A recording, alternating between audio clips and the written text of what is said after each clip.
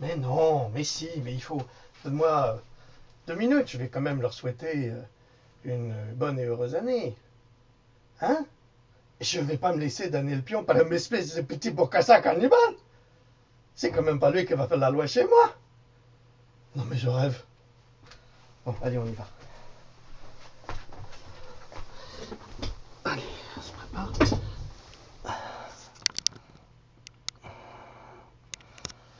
Ok, c'est bien. T'as brossé les dents? Les yeux, ça va? Ouais, ça va. Ok, c'est bon. Ouf. Allez, on prend une grande inspiration là.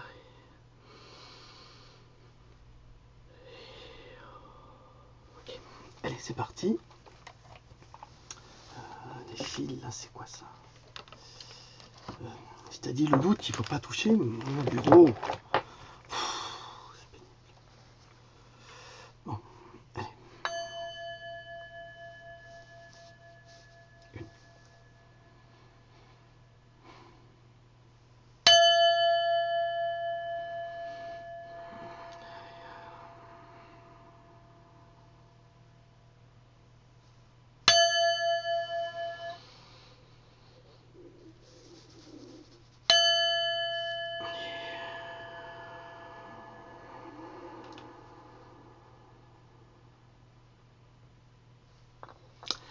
Bonjour à toutes, bonjour à tous, nous sommes évidemment le 1er janvier 2018 et c'est l'heure des vœux.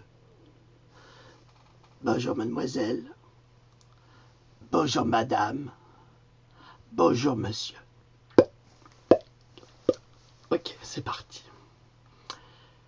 Eh ben j'en profite pour vous, nous en profitons, hein, quand même, pour vous souhaiter une excellente et bonne année 2018, même si ce qu'on nous prépare va être absolument épouvantable. Et c'est de la faute de personne, c'est simplement que cette Madame Oligassi-sama se conduit très mal. Je devrais être au Japon actuellement, fêter le mariage de mon neveu, que, que j'aime beaucoup, mais j'ai pas pu pour des raisons particulières, mais j'y retournerai de toute façon. Alors, je les salue. Il se marie avec une japonaise, il est beau comme un jeune japonais. Je suis très fier de lui, très très heureux pour lui et pour eux. Sa famille est adorable, japonaise. Donc voilà. C'est un neveu de cœur, bien sûr. Alors, oui, vous me parlez souvent de Louloute, vous lui souhaitez des bons vœux et je vous en remercie et elle vous en remercie aussi. D'ailleurs, elle a reçu un cadeau à Noël, elle n'était pas contente du tout. J'ai dit, je comprends pas. Alors, je vais vous le montrer. Le cadeau de Louloute. C'est pour repeindre le placard quand elle est passage. Voilà, il faut bien que ça serve. Hein. Donc, elle a été achetée, elle finira par le repeindre. Sans tache, réchampille et rouleau. Allez, on connaît ça ici. Voilà, alors, que vous dire aujourd'hui? Très très peu de choses parce que vous êtes fatigué, vous avez la gueule de bois. Un conseil essentiel après une journée, enfin une soirée bien arrosée et surtout très bien alimentée et trop alimentée. Eh bien, vous prenez un jus de prisson, un jus de prisson, la moitié d'un jus de citron, s'il vous plaît, pressé dans un verre. Ensuite, vous rajoutez une demi-cuillère de bicarbonate de soude, alimentaire bien sûr, hein. Et vous rajoutez un peu d'eau parce que c'est absolument dégueulasse. Mais ça va supprimer toute l'acidité et ça va vous permettre de digérer mieux et de vous sentir mieux pour le reste de la journée. Ça va soulager le foie et le pancréas. Donc ça va vous faire le plus grand bien.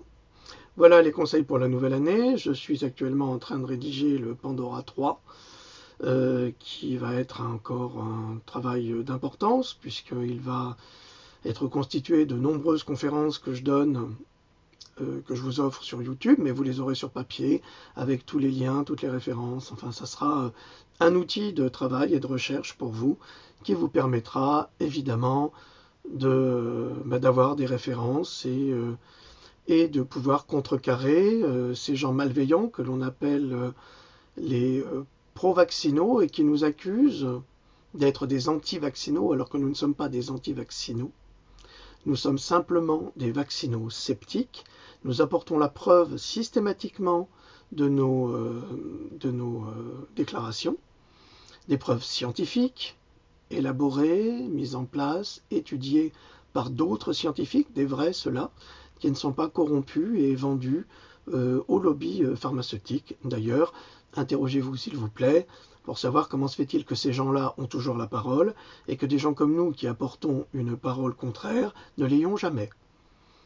Si on était dans une démocratie digne de ce nom, chacun de nous aurait la parole, mais on ne nous la donne pas. Et quand on nous la donne, nous sommes agressés verbalement par des journalistes corrompus, vendus, qui ne nous laissent pas parler. Donc c'est absolument scandaleux, bien sûr, c'est habituel. Bon, on l'a vu déjà avec M. Asselineau, on l'a vu avec, comment s'appelle-t-il déjà, Gérard Filoche. Nous sommes dirigés par une clique de néo-nazis, ça c'est évident, qui crachent sur la démocratie. D'ailleurs, Macron a déclaré qu'il avait été lui-même choisi par le groupe Bilderberg, ainsi que son premier sinistre, parce que ce sont de toute façon tous des sinistres, et il a déclaré que de toute façon en France, il n'y avait pas de démocratie. Évidemment qu'il n'y en a pas. Mais je vous rappelle tout de même que le peuple c'est 99%, et que ces gens odieux c'est juste 1%. Donc on ne peut pas continuer à leur laisser le pouvoir et à les laisser nous empoisonner, parce qu'ils se rendent coupables de traîtrise par rapport à la nation et de crimes contre l'humanité.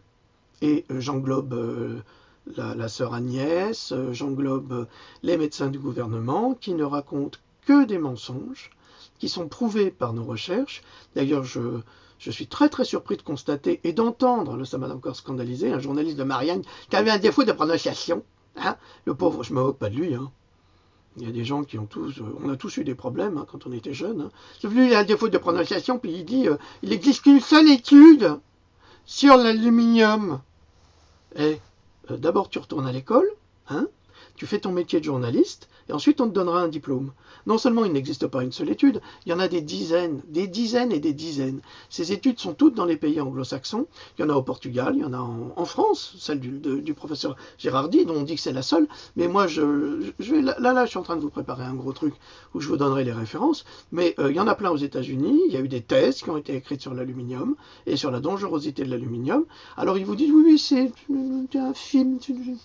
Alors, qui nous explique pourquoi les gens qui sont vaccinés avec l'hépatite B contractent une myofasciite à macrophage, d'une part, contractent des fibromalgies, développent des maladies auto-immunes qu'ils n'avaient pas avant. Pourquoi est-ce que le laboratoire Burke a été condamné en 2016 aux États-Unis pour avoir été rendu responsable de la mort d'un enfant de 18 mois, mort d'une sclérose en plaques, après avoir été vacciné contre l'hépatite B. Donc, je suis désolé, ça c'est être vaccinosceptique, ça n'est pas être ni complotiste ni anti-vaccin. Tout ce que nous réclamons, c'est justement de retirer l'aluminium, le formaldéhyde, donc le formol, aluminium, formol, les éléments d'ADN humain et animaux, ainsi que le mercure, donc des vaccins.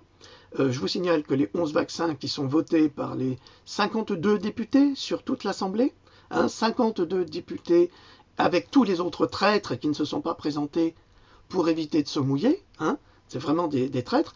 Je vous signale que dans mon livre Pandora, j'ai retranscrit un article extrêmement intéressant, nommé, référencé bien sûr, d'une personne qui a établi toutes les relations qu'il y avait entre les hommes politiques et les labos pharmaceutiques. C'est considérable. Donc je crois que là, pour vos enfants, il va falloir vous battre, parce qu'on est très très mal barrés, ils sont très très mal barrés. Voilà. Alors, tout ça, c'est des mensonges. Donc, le petit journaliste de Marianne, qui a qu'une étude, moi j'ai dit, il y a une étude, et puis ce journaliste, c'est Marianne. Ben, la pauvre Marianne, elle a beau dos. Ah, bah ça, je la plains. Parce qu'avoir des types comme ça pour la représenter, mais ça me fait frémir. Hein. Donc, c'est pas du complotisme, ça, c'est pas du conspirationnisme, c'est juste des faits que les études existent, sauf qu'elles sont pas traduites. Et qui c'est qui les traduit? C'est Bibi, dans ses livres. Donc comme ça, vous avez un écho différent qui vous permet de prendre conscience de la vérité des faits établis et enregistrés. D'ailleurs, vous vous souvenez que dans une vidéo, suite à la déclaration à l'Assemblée et dans le Parisien d'ailleurs, je crois, de notre amie Agnès, que les adjuvants vaccinaux n'étaient pas toxiques, eh bien, je lui avais proposé de boire un verre de mercure et un verre d'aluminium, ou les deux, ou l'un ou l'autre, hein, à sa guise. Elle n'a pas relevé le défi. C'est étrange, non? Ouais. Moi, je trouve ça très étrange. D'autant plus que la Fondation internationale sur le mercure de Robert Kennedy Jr. a offert un prix de 200 000 $. T'as 200 000 boules si tu prouves que le mercure n'est pas toxique. Ça fait 2 ans, à ce jour, personne n'a réclamé le prix. Et évidemment, personne n'a prouvé que le mercure n'était pas toxique, puisque c'est une neurotoxine avérée, confirmée, prouvée depuis de nombreuses années. Si le mercure n'est pas toxique, pourquoi est-ce qu'on n'a plus de thermomètre au mercure? Allô, j'écoute? Personne? C'est du conspirationnisme, ça aussi? Non, c'est la vérité absolue. Donc j'attends toujours que la ministre, j'allais dire une très grosse grossièreté. Et oui, je sais, je ne peux pas dire ça. Qu'elle les prenne dans sa main, hein, et puis qu'elle les mette sur la table, et puis qu'elle prenne son courage à deux mains, et puis qu'elle boive ce verre de mercure ou ce verre de sel d'aluminium pour nous prouver que c'est pas toxique. En revanche,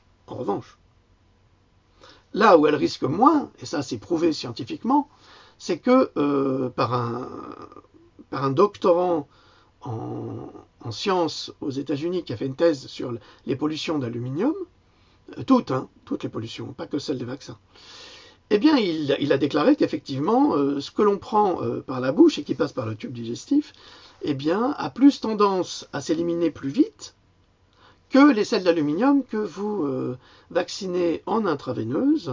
Non, pardon, pas en intraveineuse. Oh, il dit n'importe quoi, Jean Droc. Non, c'est de l'intramusculaire. Je vous prie de m'excuser.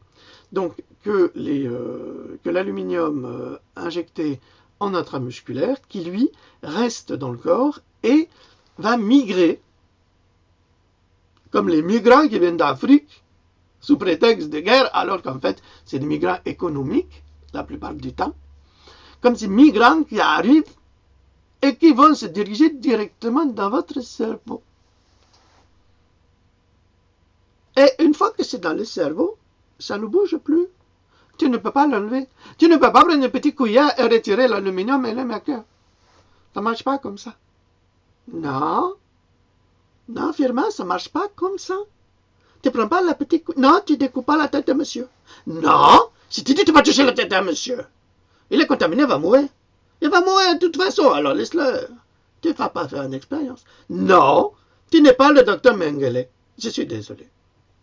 Voilà. Firmin, c'est mon assistant. Il est pénible. Louloute, mets-le dans le placard. Bon, alors, cette année, en 2018, je vous apprendrai encore beaucoup de choses qui vont vous dresser les cheveux sur la tête, qui vont vous faire hurler, mais ça ne suffit pas. Il ne faut pas simplement que vous hurliez ou que ça vous dresse les cheveux sur la tête, il faut vous manifester, il faut refuser cette loi scélérate qui a été faite uniquement pour permettre au laboratoire de ne pas retirer l'aluminium du vaccin contre l'hépatite B, ou contre la polio, ou contre n'importe quel vaccin obligatoire, c'est tout. C'est fait exprès pour que les laboratoires ne retirent pas justement cet aluminium.